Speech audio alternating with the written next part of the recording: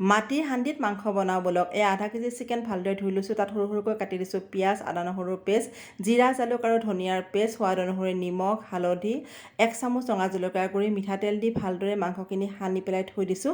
গেছৰ ওপৰত মাটিৰ হাণ্ডিটো পাতি দিছোঁ। তাত অকণমান মিঠাতেল দিছোঁ। তেল গৰম হোৱাৰ পাছত 2টা শুকান জলকীয়া, গোটা লং, ইলাচি, ডালচেনি আৰু পিঁয়াজ দি পেলাই ভালদৰে ভাজি লৈছোঁ। আৰু তাৰপিছত তাত দি দিছোঁ মেৰিনেট কৰি থোৱা এই মাংসখিনি। মাটিৰ হাণ্ডিত মাংস বনাবলৈ খুবেই সহজ হয়, খুব কম সময় লাগে। আৰু এতিয়া ইয়াতে দি দিছোঁ 2টা বিলাহী, লগতে আকৌ আদা নহৰুৰ পেষ্ট, জিৰা জালুক আৰু ধনিয়াৰ পেষ্ট আৰু 2টা পকা জলকীয়া আপোনালোকৰ নিজৰ হিচাপত দি ল'ব।